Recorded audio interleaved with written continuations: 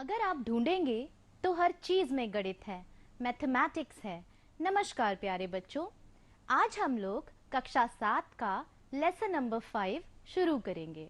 Lesson number 5 थोड़ा सा बड़ा है, इसीलिए हमने इस पाठ को 4 भागों में बांटा है। आज मैं आपको लेसन नंबर 5 का पहला भाग कराऊंगी। पाठ का नाम है त्रिभुज और इंग्लिश में इसको ट्रायंगल्स कहते हैं। आपने त्रिभुज पाठ का थोड़ा सा भाग कक्षा 6 में भी पढ़ा था। इस पाठ के 3 लर्निंग आउटकम्स हैं। जैसा कि मैंने आपको पहले भी बताया है, लर्निंग आउटकम्स वे सारी बातें हैं जो बच्चों को पाठ पूरा होने के बाद समझ आ जानी चाहिए।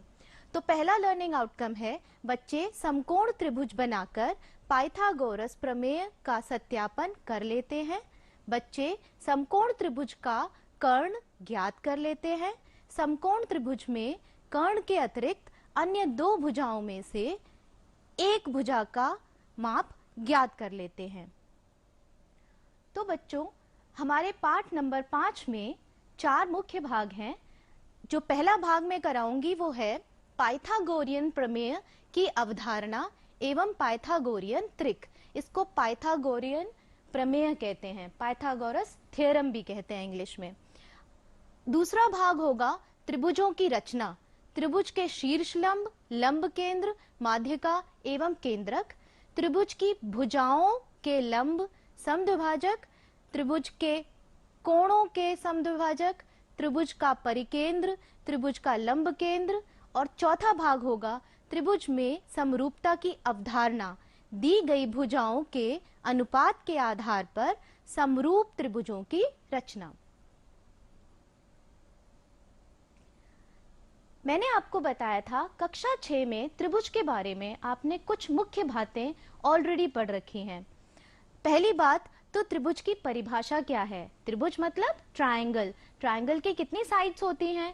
3 साइड्स होती हैं, 3 कोण होते हैं।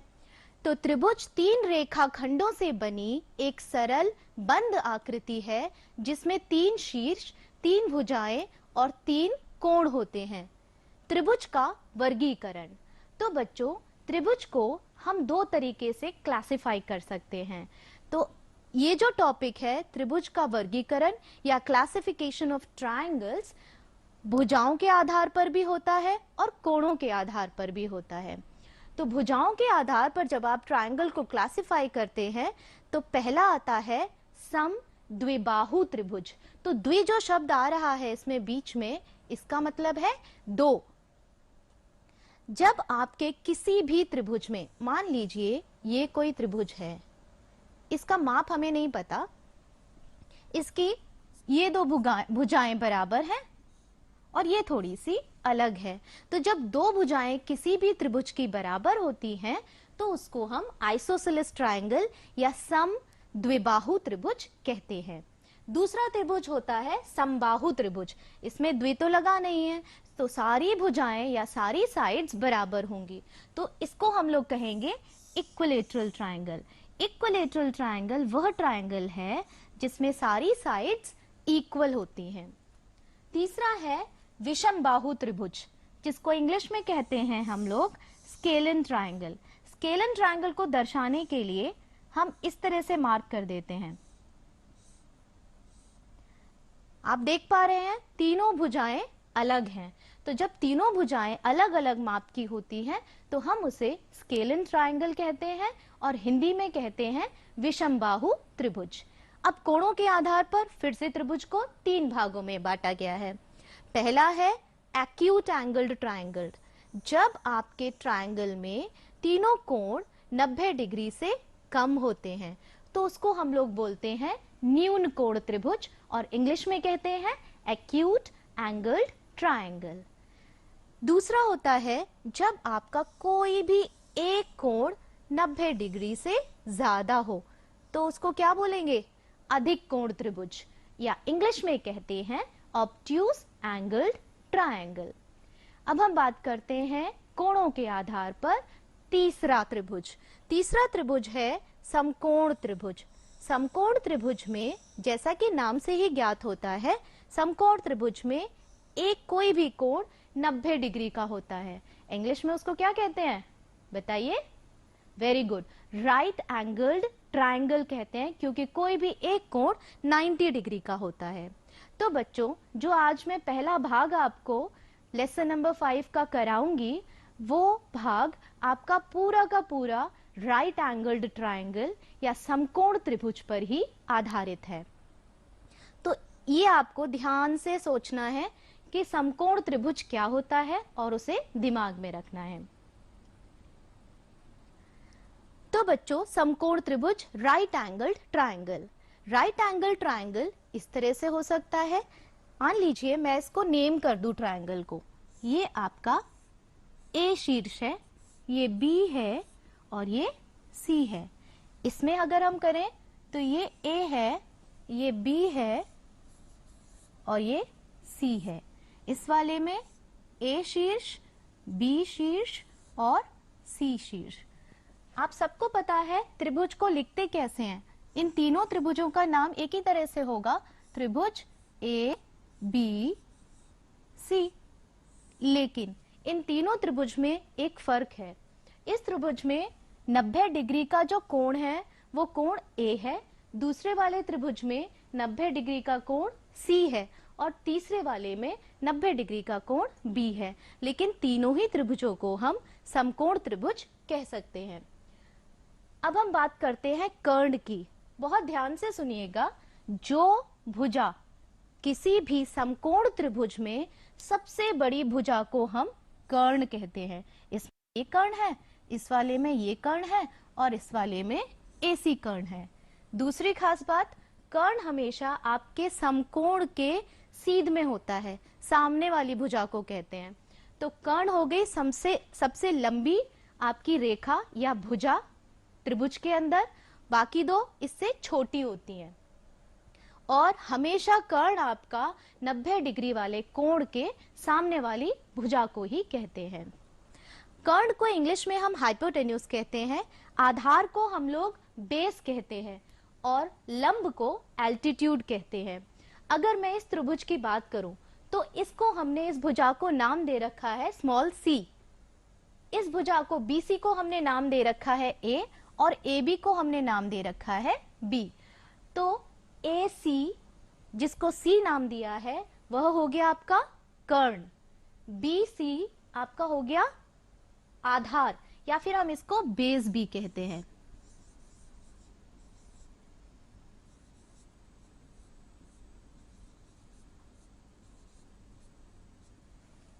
और ए बी हो गया आपका लंब।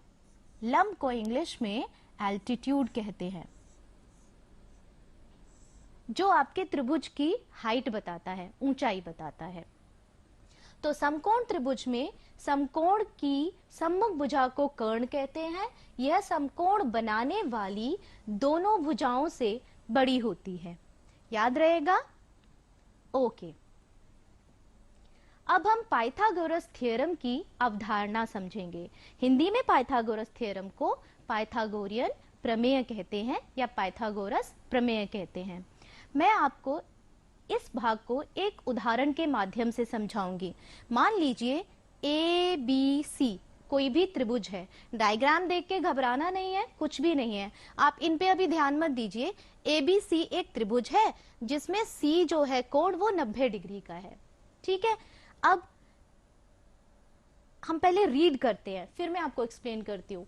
समकोण त्रिभुज एबीसी, एंगल बीएसी समकोण है और बीसी बराबर 4 मात्रक है। बीसी ये वाला, ये 4 मात्रक है। मात्रक मतलब सेंटीमीटर भी हो सकता है, इंच भी हो सकता है। तथा सीए बराबर 3 मात्रक है। तो ये जो सीए है ये 3 मात्रक हो गया। नापने पर कर्ण ए बी बराबर 5 मात्रक है। कर्ण ए बी आपका 5 मात्रक है। ठीक है, तो हमें त्रिभुज समझ आ गया। ए बी सी समकोण त्रिभुज है जिसमें कोण सी, एंगल सी राइट एंगल्ड है, समकोण है, और ए सी का माप 3 है, बी सी का 4 है और ए बी का 5 है। इसके बाद ए बी, बी सी और सी ए पर बाहर की ओर वर्ग खींचिए। हमने क्या किया, इन सारी जो भुजाएं हैं त्रिभुज की, उनके बाहर की ओर हमने वर्ग खींचे। वर्ग क्या होता है? स्क्वायर। स्क्वायर की चारों भुजाएं बराबर होती हैं। ओके, तो ये 4 है, ये भी मैंने 4 सेंटीमीटर या 4 मात्रक लिया, कुछ भी हो सकता है, इंच या सेंटीमीटर। ये 3 है, ये भी 3 लिया, ये भी 3 और ये भी 3। इधर ये 5 है, तो ये वाली भुजा भी इसकी 5 है, नीचे वाली भी 5 है मान लीजिए, और ये वाली भी 5 है। तो बच्चों इसके बाद हम क्या करेंगे? वर्ग बना लिए। इसमें प्रत्येक वर्ग को एकांक वर्गों में विभाजित कीजिए। आप एक शब्द नया सीखेंगे, एकांक वर्ग। एकांक वर्ग होता है यूनिट स्क्वायर। यूनिट स्क्वायर मतलब अगर तो ये 4 इंच है, 4 इंच है, तो ये जो एक छोटा स्क्वायर है इसका माप 1/1 हुआ। इसकी चारों भुजाएं जो है 1 इंच की हैं, तो इसी को हम एकांक वर्ग कहते हैं या यूनिट स्क्वायर कहते हैं। तो जो मैंने 4/4 का वर्ग बनाया है उसे मैं एकांक वर्गों में बांट दूंगी। तो आप बता सकते हैं कितने वर्ग बनेंगे? छोटे छोटे एकांक वर्ग, सोचो सोचो। यस, एकांक वर्ग बनेंगे। इसका क्षेत्रफल, वर्ग का क्षेत्रफल कितना होता है? भुजा का वर्ग, साइड स्क्वायर। तो 4 का स्क्वायर कितना होता है? 16। आप देखेंगे ध्यान से तो 1 2 3 4 5 6 7 8 9 10 11 12 13 14 15 16। ध्यान से समझना, मैं इस वर्ग में आपको अच्छे से समझा दे रही हूँ। 4/4 का वर्ग है और इसके जब हमने एकांक वर्ग बनाए, यूनिट स्क्वायर्स बनाए, तो पूरे 16 बने। क्यों बने? क्योंकि 4 का स्क्वायर भी 16 होता है।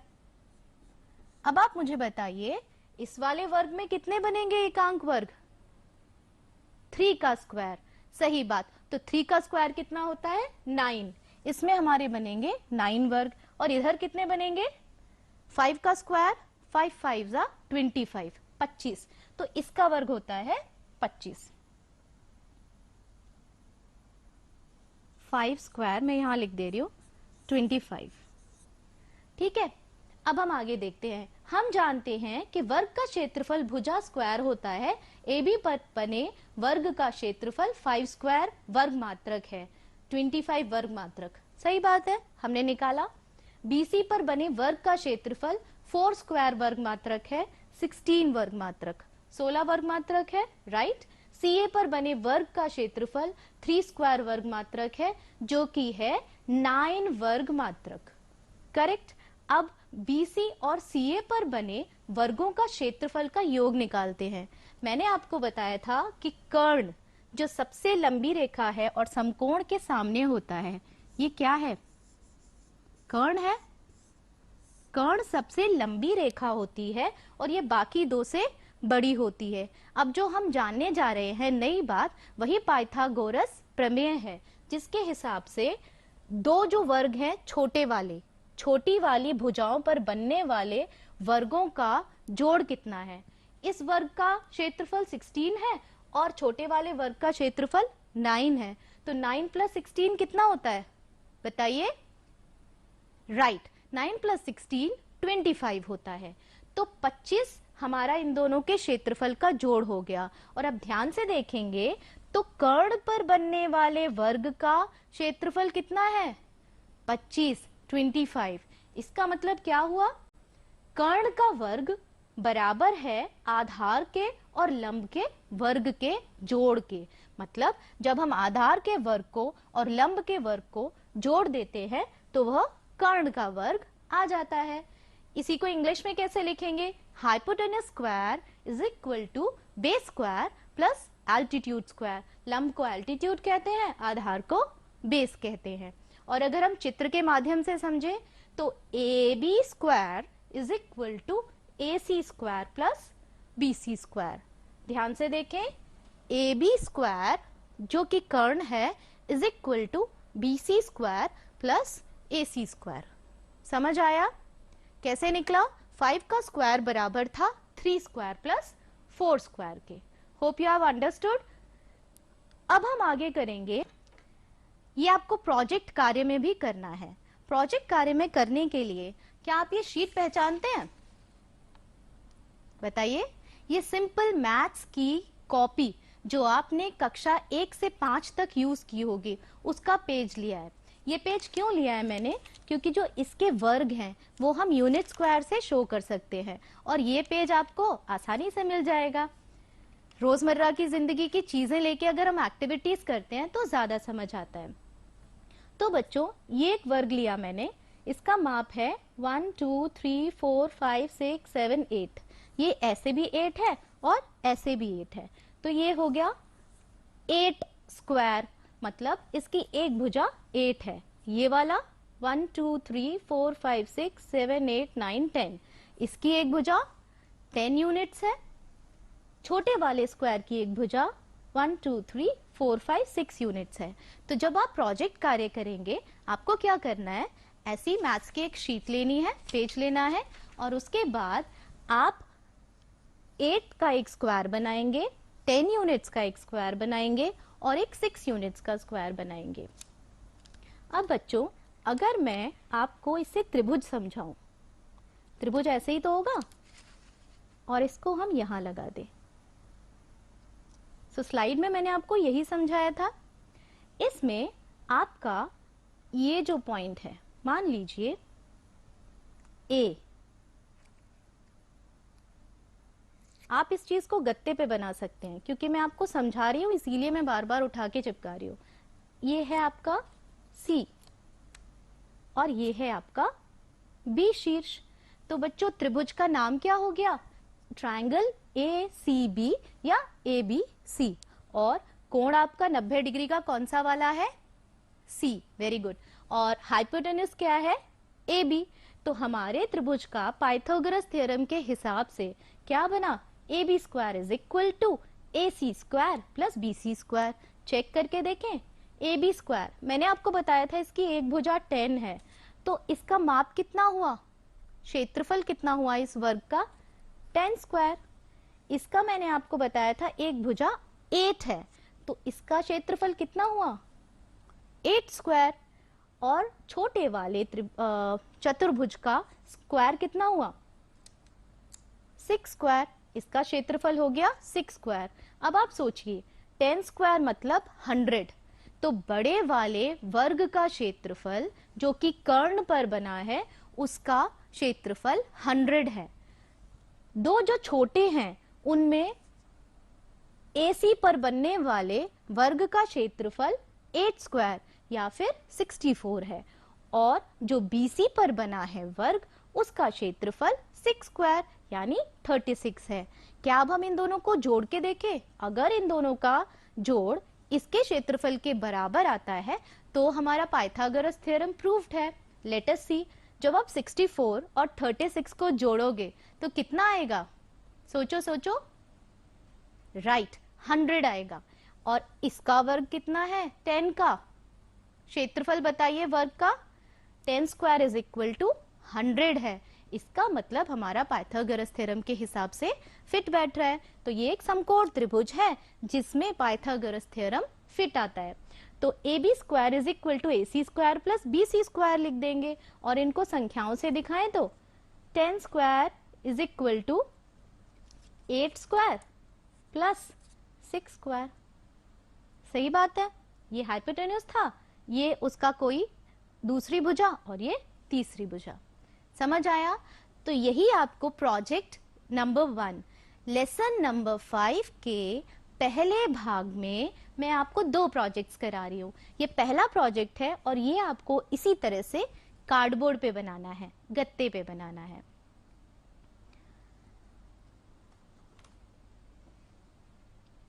ये मैं आपको स्लाइड करा चुकी थी। आगे हम बढ़ेंगे पाइथागोरस प्रमेय का सत्यापन कट तथा पेस्ट विधि से। तो बच्चों पहले हम इसे ऐसे ही समझते हैं। मान लीजिए ये कोई चतुर्भुज है, ठीक है? या यहां से शुरू करो। पहले हमने क्या किया है? एबीसी ट्रायंगल बनाया जिसमें सी आपका समकोण है, तो ए बी आपका क्या है? कर्ण, और ए बी पर बना ये वर्ग है। बीसी आपका क्या है? कोई भी एक भुजा, इस पर बना ये वर्ग है। एसी आपकी तीसरी भुजा है और इस पर बना हुआ ये वर्ग है। मान लीजिए मापे हमें नहीं पता है। यहाँ पे मापे इसलिए नहीं दिखाई जा रही है क्योंकि इस तरह का कट पेस्ट विधि हर तरह के समकोण त्रिभुज पे फिट आएगी, चाहे वो आपकी मापे कोई भी हो, लेकिन त्रिक बननी चाहिए, ट्रिपलेट बननी चाहिए पाइथागोरस। किसी समकोण त्रिभुज के कर्ण पर बने वर्ग का क्षेत्रफल शेष दो भुजाओं पर बने वर्गों के क्षेत्रफल के योगफल के बराबर होता है। ये तो हमने समझ लिया। चित्र से पूर्ण तरह से स्पष्ट है कि वर्ग बीसी पर बने चार टुकड़े। अब आप ध्यान से देखिए, ये बीसी आपकी कोई अन्य दो भुजाओं में से एक है। इस पर जो वर्ग है उसको मैंने मान लीजिए चार टुकड़ों में काट दिया। ये जो डॉटेड लाइंस है इस पे नहीं काटना है आपको, ब्लू लाइन पे काटना है।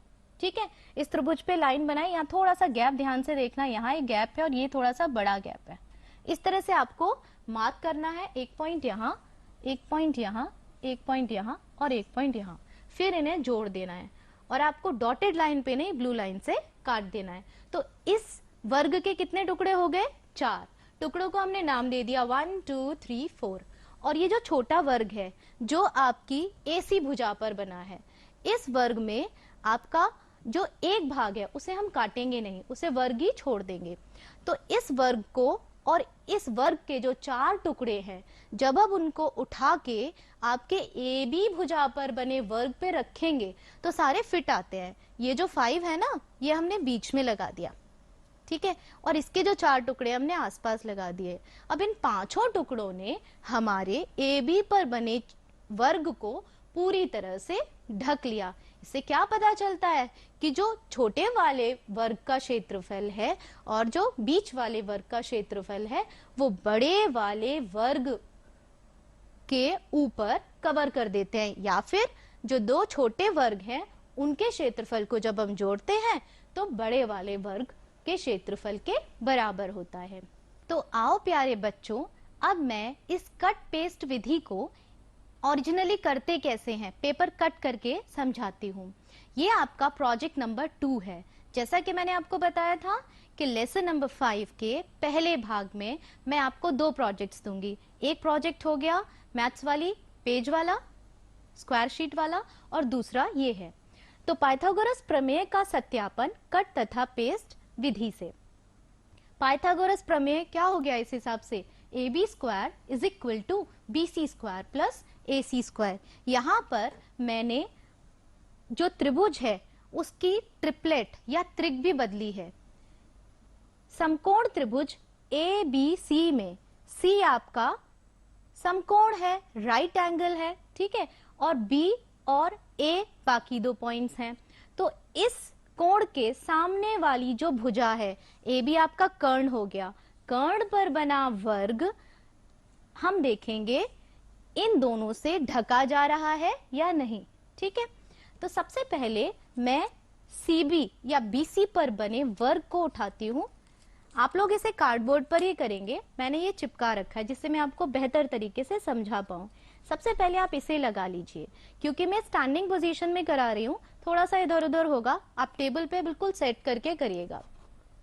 अब हम पहले 1 ले लेते हैं, पहला टुकड़ा।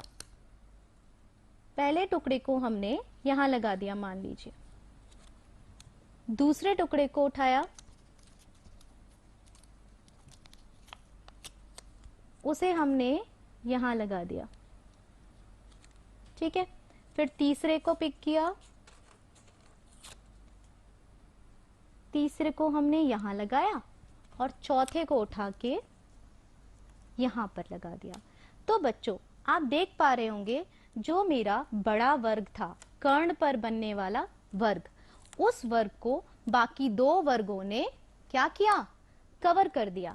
इससे क्या समझ आता है कि कोई भी त्रिभुज अगर वो समकोण त्रिभुज है, ठीक है, तो उसमें पाइथागोरस थ्योरम फिट हो रही है या नहीं हम ऐसे भी दिखा सकते हैं। पहले हमने पेपर से वर्ग काट लिए और उसी वर्गों में से, उन्हीं वर्गों में से बड़े वाले वर्ग पर हमने दो छोटे वर्गों को कट करके जब रखा तो पूरा वर्ग कवर हो रहा है। करके देखेंगे आप लोग ये एक्टिविटी।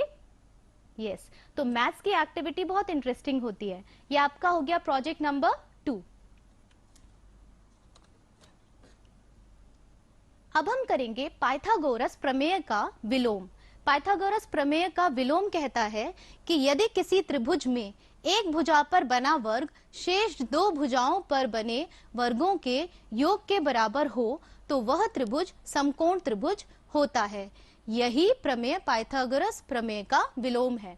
तो ध्यान से सुनिएगा, जब मैंने पाइथागोरस प्रमेय समझाया था तब मैंने आपको कहा था कोई भी समकोण त्रिभुज है तो पहले से हमें क्या पता था कि हमारा त्रिभुज समकोण त्रिभुज है।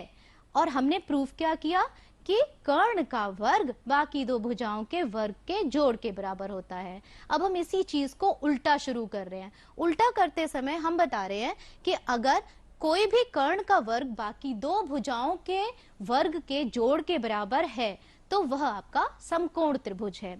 इसी पर आधारित हम देखेंगे त्रिक बनाना। त्रिक बनाने के लिए n कभी भी 1 नहीं लेते हैं, हमेशा 1 से ज्यादा लेंगे। अगर n मेरा 2 है तो BC जो छोटी भुजा है वो n स्क्वायर माइनस 1 3 हो गई, 2 स्क्वायर माइनस 1। AB जो है वो 2n होता है, 4 हो गया दूसरी छोटी भुजा। और जो कर्ण है वो कैसे निकलता है, n स्क्वायर प्लस 1 जो कि 5 हो गया। ये ट्रिक मैंने आपको समझाई थी।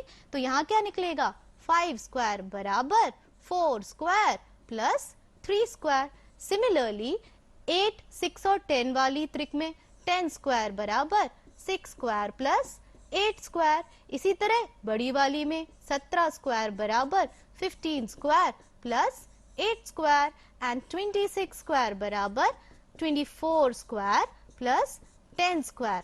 तो ट्रिक निकालने के लिए 2n square plus n square minus 1 का होल स्क्वायर बराबर होता है n स्क्वायर प्लस 1 के वर्ग के, जबकि n हमेशा 1 से बड़ा है। अतः 2n n स्क्वायर माइनस 1 और n स्क्वायर प्लस 1 को पाइथागोरियन त्रिक कहते हैं।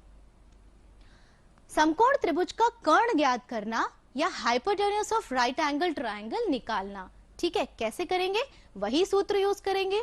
मान लीजिए ये त्रिभुज है, इस त्रिभुज में मैंने आपको कर्ण नहीं दिया है और ये दो भुजाएं दी हैं 8 और 15। ये निकालने के लिए हम क्या करेंगे, हमें पता है सूत्र क्या होता है, AB square is equal to AC square plus BC square.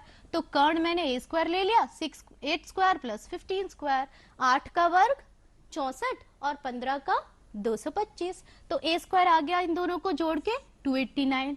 289 किसका वर्ग है, 17 का। तो A इज इक्वल टू 17 आपका आंसर हो गया। जो दूसरी तरह का प्रश्न बनेगा उसमें कर्ण दे देंगे और आप कोई भी दो भुजाएं बतानी होंगी। तो हम कैसे करेंगे, कर्ण दिया है 13 सेंटीमीटर, आधार आपका 12 है लेकिन एल्टीट्यूड नहीं पता, ये निकालना है। तो हम क्या करेंगे, एल्टीट्यूड को y ले लिया, y square plus 12 square is equal to 13 square. तो y स्क्वायर जब आप निकालेंगे 169 में से 144 को माइनस कर देंगे, ये आ गया 25। 25 किसका स्क्वायर है, 5 का। तो y आपका आंसर आ गया 5 सेंटीमीटर। ये होता है कोई भी दो बाकी भुजाएं निकालना।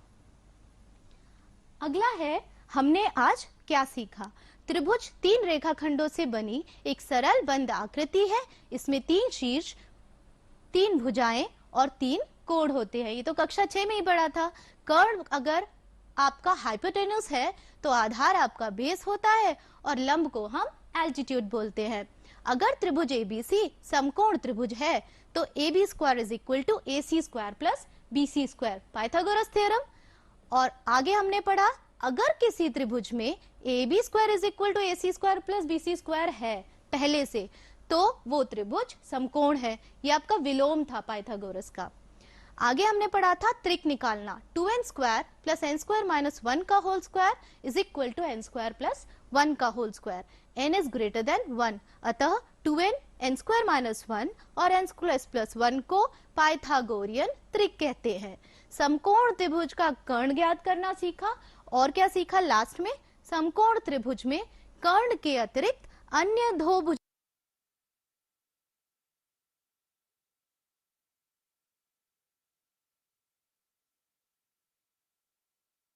बच्चों, कक्षा 7 सामाजिक विषय की नागरिक शास्त्र की कक्षा में आप सभी का स्वागत है। आज हम व्यवस्थापिका नामक पाठ का अध्ययन करेंगे। इस पाठ